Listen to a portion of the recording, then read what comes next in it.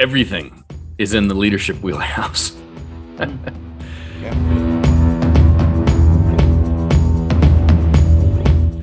Good morning. You are here on Battlefield to the Boardroom with Philip Folsom and Colonel Garth. And we are once again chatting with you about things that matter in the world of leadership development, human growth, culture, teams, alignment, success. And today we want to talk a little bit about innovation, but innovation as it relates to a leader's role in an organization when it comes to growth, to learning, to development. I have seen too often, and Philip, I know we've talked about this before, where a leader will decide they want a training program for their team because they've lived their life. They understand the way they think they know who they are. They understand their business. It's just them that need to be fixed or need to be educated or need to be grown. And today, our two hot tips are on why do leaders need to be involved in that growth process as well? So good morning. Good to see you. And talk to me, man. What is the important part if you are a senior leader where you get involved in the growth of your team and you can't just hand that thing off to something or somebody else? Well, hey, this is something that you're immersed in. Why don't you go first in this one? You got to land on the beach. That's right. I will land on the beach because in the military, this happens. The military for 2 decades now, maybe more, has talked about critical thinking.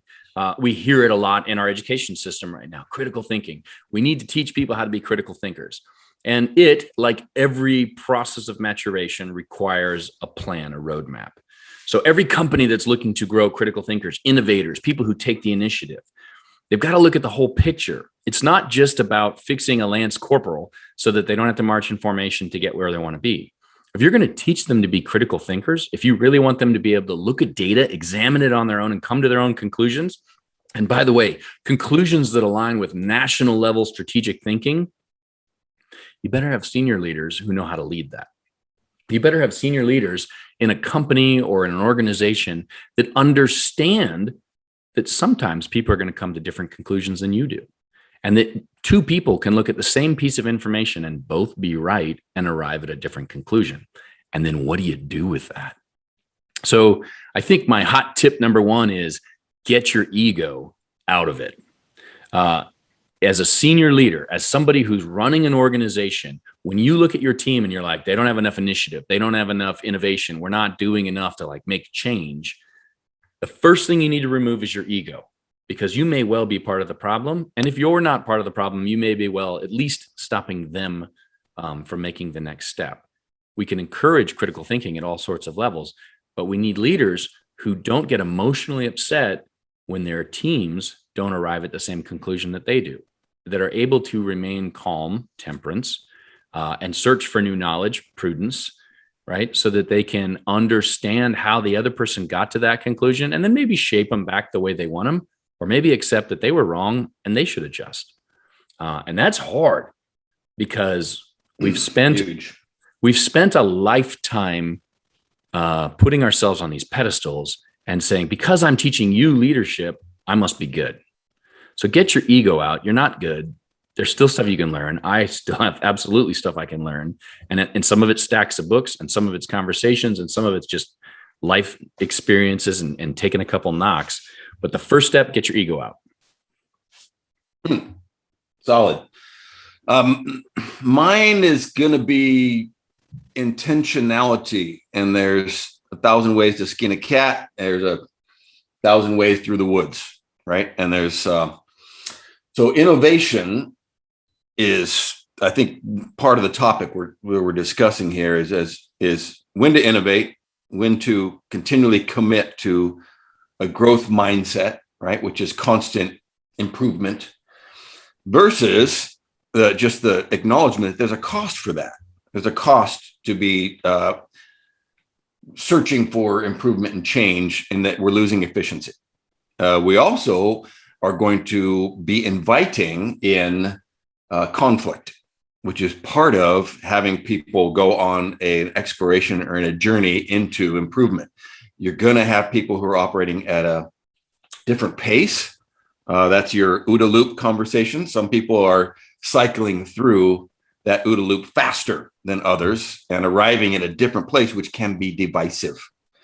So there is a balance there between solidarity and a foundation of agreed upon beliefs and structure versus innovation and change and growth.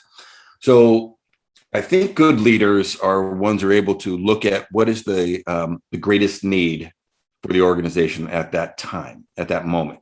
Do we need to innovate, or do we need to recommit to some sort of commonality? So intentionality is going to be my first one. Make sure that,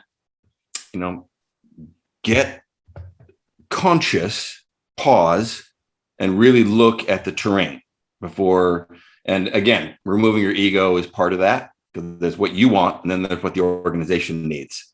Yeah. And so getting ego out and then looking at it with a clean slate about what is the most successful route in terms of how we proceed on that. That's my first.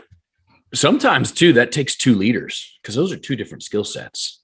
I've been in many a unit where the commanding officer was an innovator, was just an Elon Musk, like dreamer of dreams. Mm-hmm. Right. And that's fantastic, because you put a whole bunch of new stuff on the plate.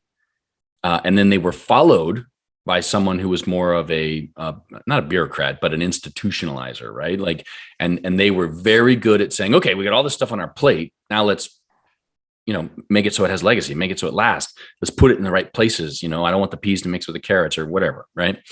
And if you can't do both jobs, mm-hmm. So build a team that can help you do both jobs. And maybe you innovate and then get the heck out of the way and go on vacation while your operations manager turns it into like a standard.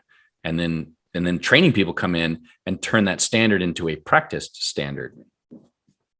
Hey, and you and I both worked down at SpaceX, and this is part of the challenge that they're having, is they're a relentlessly Elon Musk driven innovative organization. Every rocket is torn apart, retooled, improved, whereas the efficiency conversation is removed for the sake of innovation.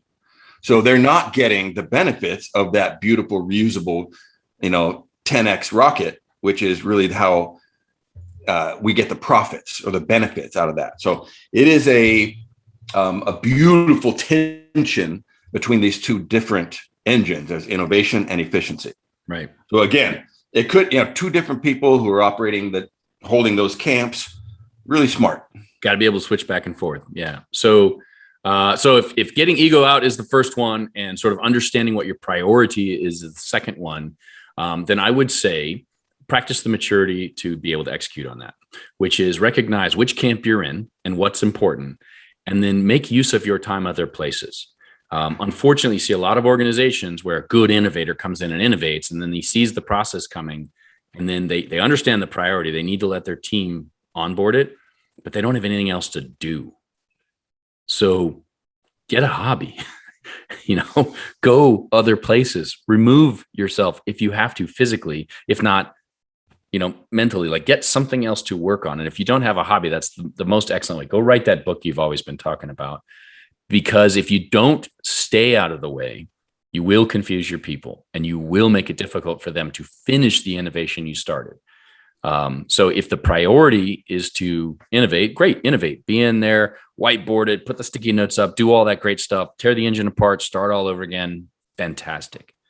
But the day you realize like, hey, we need to optimize a little bit, if you're not the person, so one, get your ego out. And then for me, number two is have the maturity to step aside while the optimization part or the other part that's not your talent set is happening. You can come back and innovate later. I'm not saying quit or turn over your company, but I am saying find something to do with your time so that your people have a chance to settle. Because most human beings really do want a routine. They want security. They want the known, and they don't like managing in chaos all the time.